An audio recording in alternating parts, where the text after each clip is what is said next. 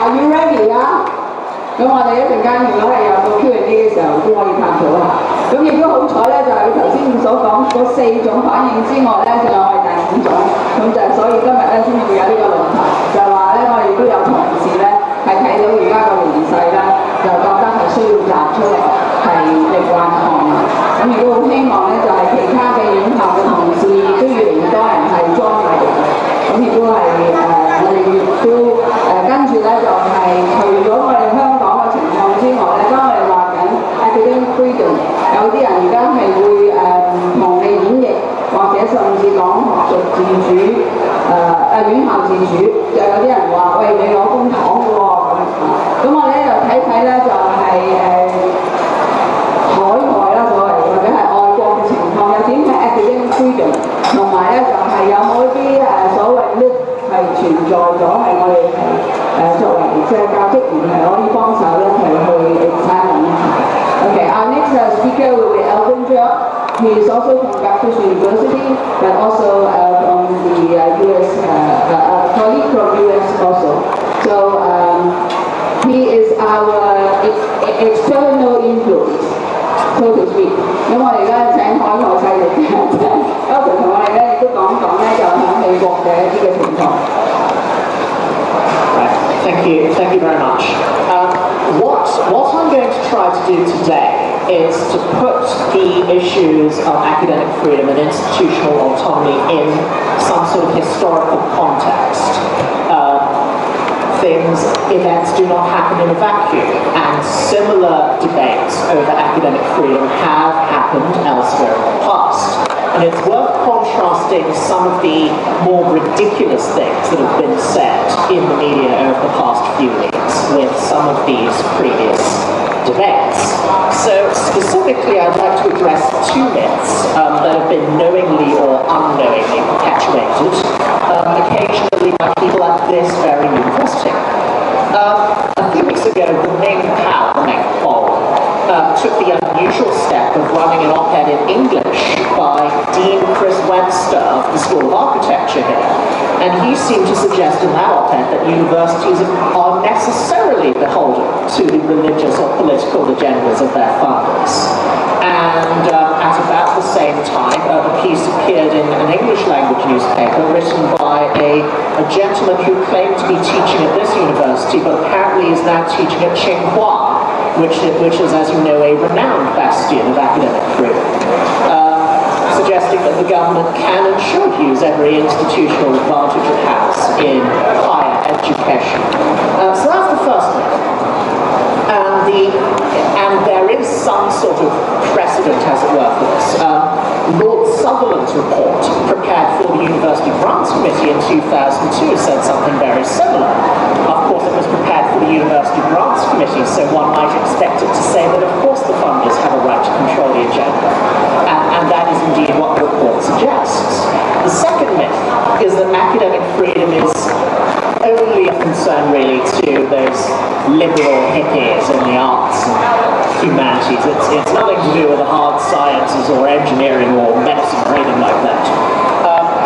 And for reasons I'll go on to explain, both of these myths are bunk. So let's start with the first one, the myth that funders should control all. And for these purposes, it's worthwhile to look at the state of US higher education in the 19th and 20th centuries. Now, in those days, as now in fact, US universities were typically governed in one of 3 ways. One, there was a lay board chosen by a private proprietor, so Stanford in its early days was governed that way. 2, there would be a sponsoring religious denomination. So what we now know as Fordham University, for instance, is founded by a religious order. Or 3rd, it would be governed by political process, so that's like most state universities. University chief officers were chosen by and accountable to a lay governing board. Now, I'm going to pause here and compare this to what we have at HKU. As we now hopefully all know, the HKU Council is made up predominantly of outsiders, not faculty, students, staff, or alumni. And at the time, if going back to the US, the view was that faculty were just like any other employees. They were just, to quote from Suke, they were just doing a job. And so they were employed merely at the will of their employers. Now this, you might imagine, would be a recipe for trouble, and so indeed it was. And so throughout the late 19th and early 20th centuries, academics in the US were sacked for teaching ideas that the sponsored organizations happened not to like very much. In 1878, a geologist, Alexander Winchell, was fired from Vanderbilt University for the heinous crime of teaching evolution. In Chicago, somebody named Edward Bemis was fired because he criticized the railroad company's involvement in political corruption. In 1900, an economist, Edward A. Ross, was fired from Stanford after the co-founder complained to the university president about the particular ideas on free trade that Ross was advocating. And then the University of Pennsylvania, UPenn, fired somebody without giving any explanation at all. And it was these and many other incidents that led to the formation of the AAUP, the American Association of University Professors, and to a very important document, the 1915 Declaration of Principles on Academic Freedom and Academic Tenure. And it made a couple of key points. First, faculty are not simply employees beholden to their employers. They are appointees. They are responsible for fulfilling the social function of universities, that is to say, promoting inquiry and advancing human knowledge.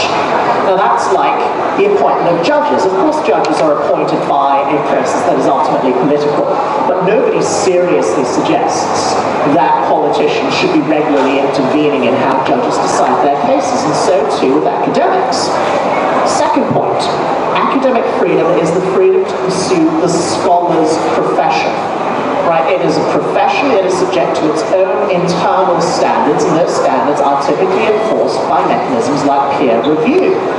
And of course a funny thing happens when you get outsiders who decide to talk about things like impact factor or what letters somebody has after their name. And that is not to say, of course, that the public has no role at all. As the declaration went on to say, universities are institutions in the public trust.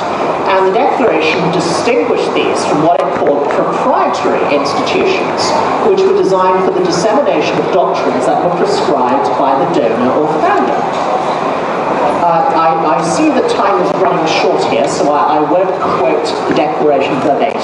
It is widely available, and instead I'll move on to Vice-Chancellor Matthewson's statement, which Professor O'Leary has already referred to. Oh dear.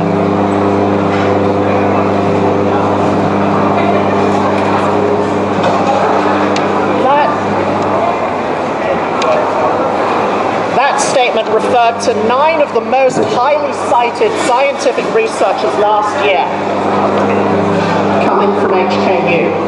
And that may have contributed to the belief that academic freedom is not an issue for them. It's only an issue for the humanities and social sciences. Well, there is abundant historical evidence that that is absolutely not the case. One need only look to people like Galileo or Giordano Bruno, who was burnt to death for heresy. But as I've written elsewhere, and I don't propose to read this out, Lysenkoism, which was the idea that genetics was somehow politically unsound in the Soviet Union, indirectly led to the Soviet Union losing the Cold War, because all of a sudden people couldn't research genetics, and that had a profound effect on Soviet agriculture. So what I hope I've shown by reference to these is even those who hold the purse strings don't have untraveled power, and nobody has seriously believed that for 100 years. And academic freedom isn't just for the arts and humanities, nor are its effects confined to the ivory tower.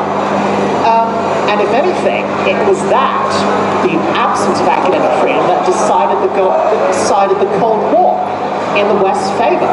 And that really is what academic freedom is about. It's about letting the best ideas win.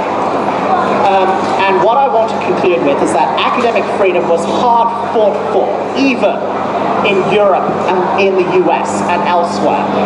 And I'm going to echo Ben's statement that we must be prepared to fight for it here. Thank you.